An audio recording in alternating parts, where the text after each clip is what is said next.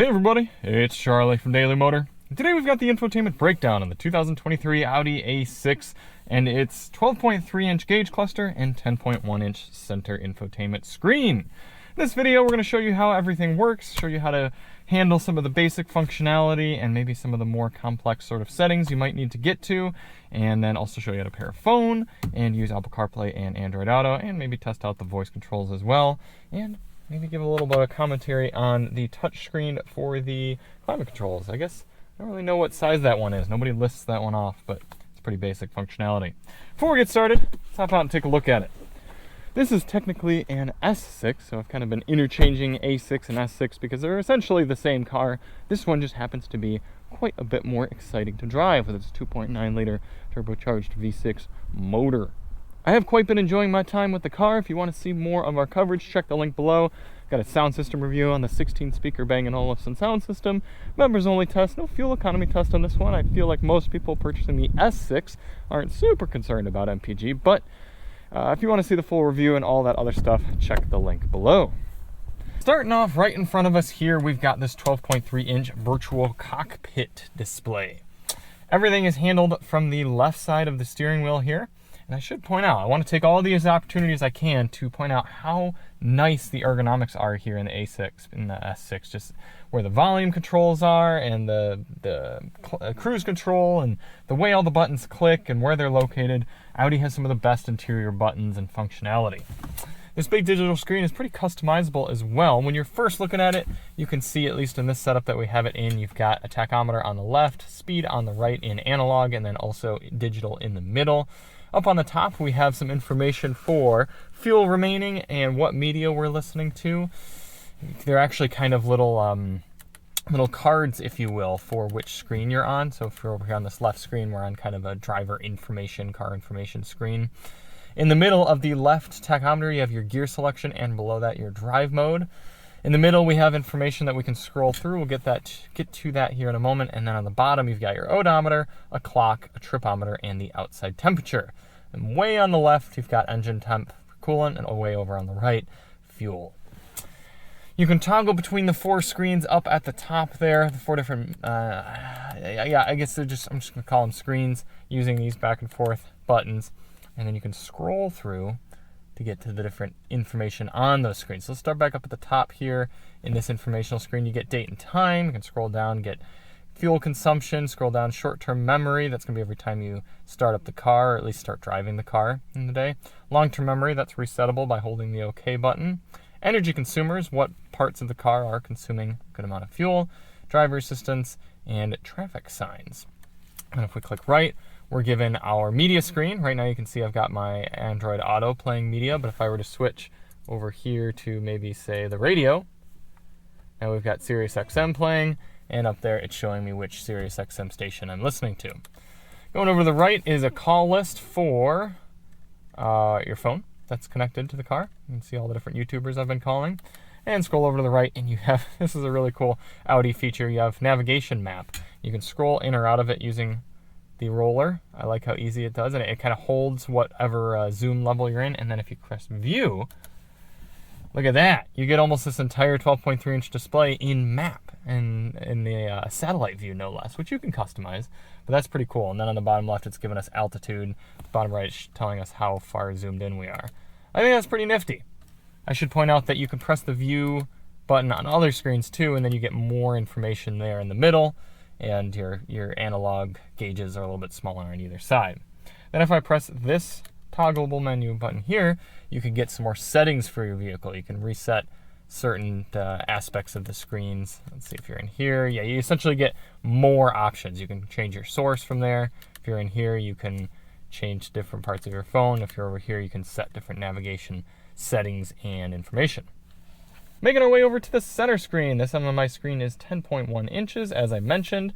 While you have it open, you're pretty much going to have this consistent menu on the left side, giving you quick toggles to your home, radio, media, phone, and navigation. And then along the top, you've got clock as well as some phone information, and then you can pull this menu down and get some more quick toggleable actions. This is how you're going to, for example, get to some settings right there. If you want to change the profile that's logged into the car, the different user, you're going to change that from there. get to quick toggle through settings screen. What does that do? Oh, quick to your sound settings. That's good to know. All right. So a lot of quick information there. Now for home, on the home screen right here, you got 3 tiles right in the middle. And this is very similar to the Land Rover screen that we saw recently, where you've got these main tiles and then you can do certain actions within these tiles without going into the full application. You have your radio or media on the left, telephone in the middle, and then a little bit of a navigation on the right. If you click on any of these, it'll bring them up to either their desired functionality right there or bring you into the full menu. There's actually a lot to kind of dig into on the system, so I want to split a balance between going too heavy into it but yet still providing you some valuable information. I highly recommend, if you have one of these systems, kind of use this video as a jumping off point and then decide what you want to spend more time diving into in your driveway in your personal vehicle. If you slide over to the side here, then you get smaller application toggles or tiles right there. You got your radio, media, phone, nav, Android Auto or Apple CarPlay, vehicle information, a favorites, so you can press this and actually choose kind of a favorite of all these that you want to choose, and then more settings. Keep on going. Are any of these worth going into? Themes, legal notices, calendar, weather. All right, yeah, we'll go into them one by one here. Now I should say, before I get any further, this screen is interesting in that you don't simply tap it, but you tap and then push, and then it gives you that haptic click that you're hearing. It's a little bit of a slower way to interface with your system, but it's supposed to try to eliminate false positive touches, and for people with maybe a little bit of dexterity issues, you might really appreciate it. So I kind of hold my finger there, and if that's not what I want, I don't push harder, but if I hold and push, then you get sort of a click. This is what your radio looks like. If I bring up Alt Nation right here, then it's showing me the music that's playing, kind of some album art. Also gives me the ability to bring up a list. Can I change the list that I'm viewing here? Why can't I just view all the stations? Oh, here we go. Sirius XM. There we go. There's all our stations. I could scroll through, put on something like Lithium. And there you go. You play, pause, go backward, etc. Going back to our app screen, over to media. This is going to be if you're listening to something like Bluetooth or USB. Here's my USB device here. Got my music playing. I can bring up a list of tracks, scroll through them. Again, nice contrasts on the screen, looking pretty good. Going back home. Your phone screen, if you have a phone paired up, you can either access your call list and your contacts, favorites, etc. from right here if you don't feel like using one of the phone projection applications. Navigation, similar to what we were seeing up in the gauge cluster. You've got a nice satellite display right here, pinch and zoom capability. Very responsive. Looks like we got traffic going as well. Green up there on the toll road. And starting to get some color over here on the 5 and the 405. That makes sense. 4 p.m. We'll get back to that a little bit when we do some voice navigation. We're going to skip over Apple CarPlay and Android Auto for the moment and get into vehicle. I'm going to click on that. You have your drive select modes, which can also be selected down here below the climate control screen on the drive select. Efficiency assist, if you want some help getting a little bit better fuel economy, you can get that from in there. Seats, not much under here, just a driver seat entry assistance. So if you want the seat to scoot back when you shut off the vehicle and scoot back forward when you get in and turn it on, you can enable that. Air conditioning functionality, a little bit of extra settings. If one screen isn't enough for your AC, you've got some up there as well. Light and visibility, this is how you're going to change the ambient lighting for the inside of the car, as well as some of the exterior settings, such as how long you want your automatic headlights to be on or off for when you get out of the car, if you want them to activate earlier or later in the evening, and if you want your high beam assist to be on, where your automatic brights essentially can enable or disable that there, and a rain sensor. If it starts raining, have the headlights turn on. Parking aid, if you want the beeps to be louder or quieter, it's nice to be able to adjust that. If you want the music to fade out while you're getting parking beeps, you can adjust the volume for that there as well. Some more driver assistance adjustability right here. It's kind of cool. They just give you either maximum driver assistance, individual driver assistance, or basic. You can customize that individual to say which settings you want on or off. So maybe you want to be mostly safe, but there's a certain functionality of the safety system that bothers you. You can turn it on or off right there. Again, maybe drive your car for a little bit with full on, and if there's really something that you can't get used to, you can adjust it there in individual. Over in settings and service, steering wheel button assignment. Right here, there's this custom button. Right here, I have it set for turning on the steering wheel heat, but you can have it set other things like your camera view. This could be nice if you need your camera on every time you come into your garage at night. You can just click that, and all of a sudden you get a camera view popping up. A few different options there to choose for that button. Service intervals, you can see when you need to do your next oil change and inspection. You can also reset it there. Integrated toll module, this is kind of nice. You can set it up so that when you go through toll roads, it's already just built right in. You don't have to put a transponder on your car. You can adjust your air suspension for a few different options, tire changes and trailering. Garage door opener, some settings for adding. Look at all those different garage door spaces you can add. That's pretty nice, being built right in there. Tire pressure monitoring, it's under vehicle information. Oh, just your VIN and your number of keys programmed. Oil level, wow. Talk about an electric dipstick there, my goodness. Oh, and if you're gonna throw new windshield wipers on the car, you're gonna press that. It's gonna bring the windshield wiper blades up there so that you can swap them out. Swiping over to the right in vehicle allows you to set a favorite, but it says no favorites have been created, so we probably do that way back out on the home screen, right there under favorites. Clicking on that, you can do maybe something you want a favorite contact. You want to set your wife or your husband under the telephone favorite, then you can have it just be right there, accessible on your home screen. Skip over settings for a moment, go over to help. This is going to help you out with your car. If there's something that I haven't answered for you, maybe you can have it answered in your tooltips or your owner's manual under the help screen. Messages, if there's anything, any text messages there for you, you can get to them directly. Audi gives you a weather application built right in. It's going to show you, after it loads up, current weather conditions, and then you can get a little bit of a forecast. And look at this, you can even get a radar right here. That's kind of nice to have that built right in. I know sometimes I want to see what the weather's like. Definitely get a radar, but man, it's even a moving radar too. It's showing us kind of a predictive radar adjustment. Obviously, no rain in SoCal right now, but still very nice to have. Themes. This is going to enable you to kind of have some different themes and colors for your screen here. Oh, but you have to do it via a QR code. Okay. Be purchased in the My Audi app. They want to nickel and dime you, and there's a purchases screen right there. So themes that you do purchase can probably be accessed right there. You also got a calendar, some legal information, and the ability to get news. All right, let's dive into settings even more here under general settings. Date and time adjustment right there. You can probably also do that just by clicking up here on the clock. Let's see. Yep. So you can have the car automatically set the date or time, or if you don't want that, then you can undo it and set your clock or time manually. You can choose a 24-hour clock, etc. Measurement units, if you want to have kilometers or Celsius or liters or bar, you can do a lot of those adjustments right there. Reminder signal and mobile device charging. This is kind of a nice feature that this A and S6 provide, where if your phone's in the wireless device charger in here, if you shut the car off and you go to get out and it's still in there, it tells you that your phone is still in the vehicle. That's nice to have. Going back under speech dialogue system, this is important. This car features a wake word right here. You can read it, and I'll tell you about it here in a moment. If you don't want to have that on, you can disable that right there. It's definitely nice to have. Heading back. Display and brightness, this is how you're going to change the brightness of the screens. No sort of physical way to do that here. So if you're driving at night in your new A or S6 and you realize the screens are really bright, you're gonna have to dive all the way in here into the settings to dim it down there. We've got it all the way bright right now. Head-up display adjustments, you can change what is displayed in your head-up display.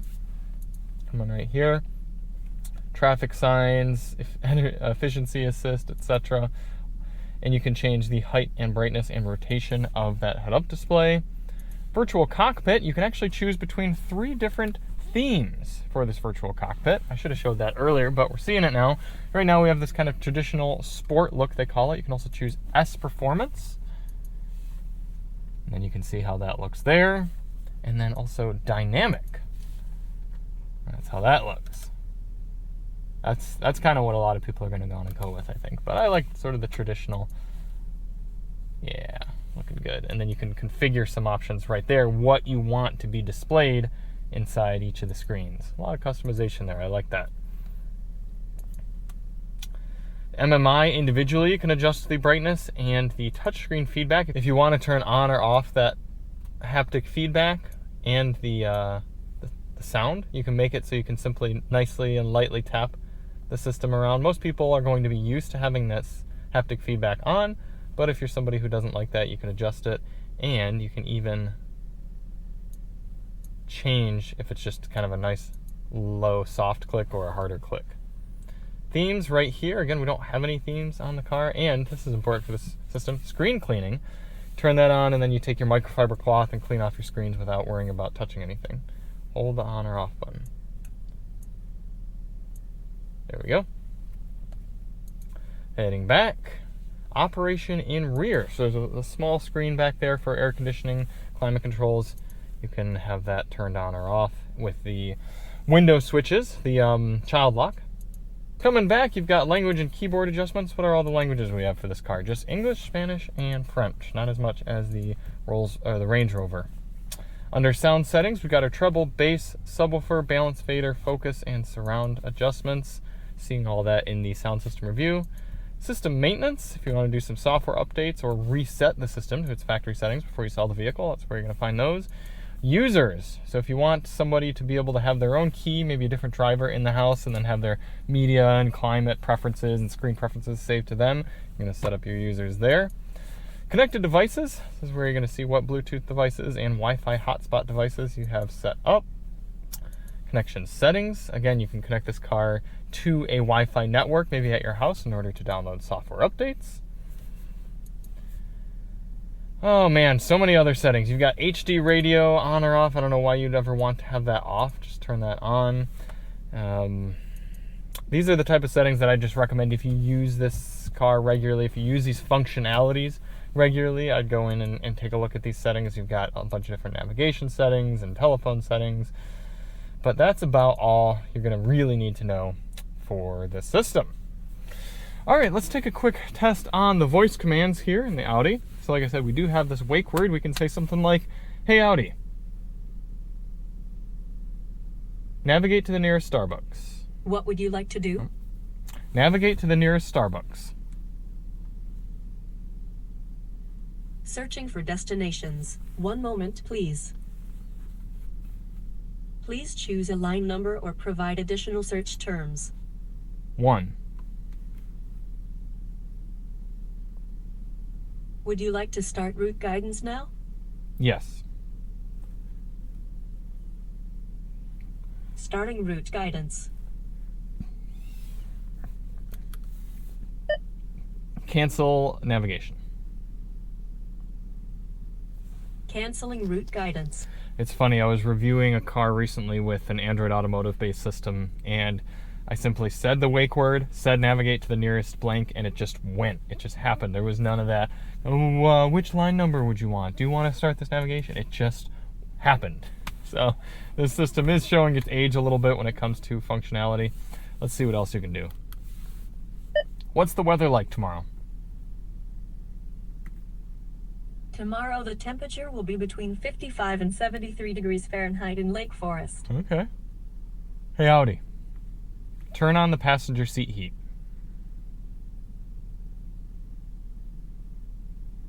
The heat. See, that's not exactly what I wanted it to do. It turned on a radio station called The Heat. Yeah, not fantastic. Okay, let's take a quick look at the climate control screen here before setting up Apple CarPlay and Android Auto. Pretty straightforward. There are your climate controls. All right, let's take a look at Android Auto first. We're already connected. We're going to go down here, and it comes up, and you see you still have your persistent side and top menu. Speaking of that, can you adjust the side? Oh, you totally can. All right, cool. Because I was a little frustrated earlier. Why do we not have a hot toggle here for Android Auto? But I bet you I could take away phone. Maybe I can just replace it with Android Auto here. Oh yeah, look at that drag and droppage. That's what we needed. Should have done that the first day I got the car. Okay, anyway, reconfiguring the screen right there. Back to Android Auto.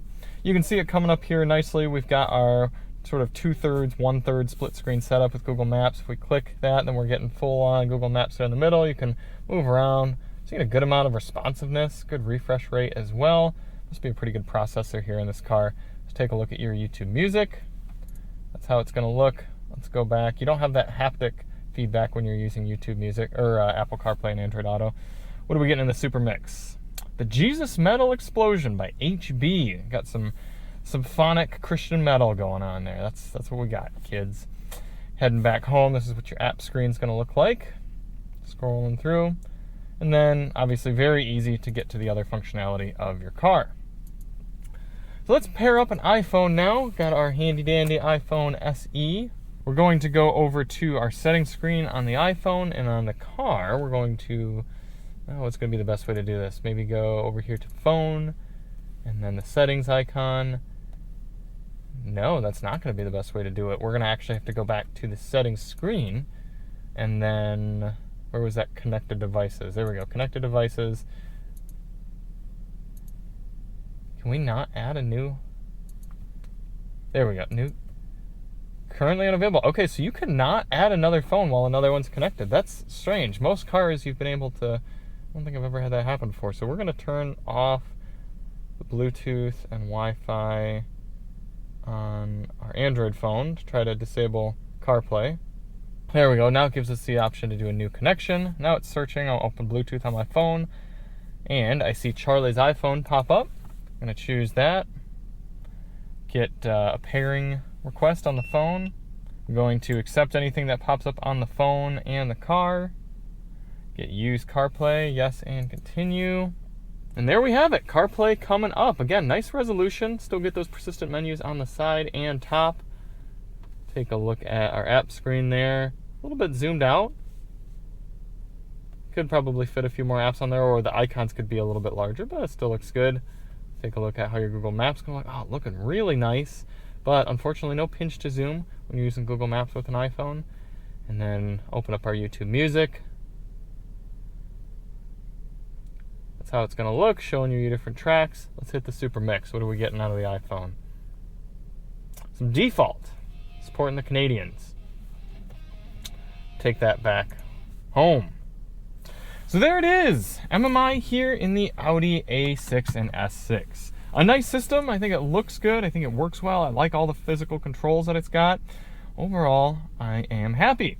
Does that answer everything you need to know? Let me know in the comments if you have a question. I can try to get back to you.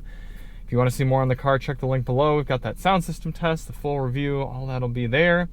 And we'll see you on the next one. I'm Charlie from Daily Motor, and as always, drive on.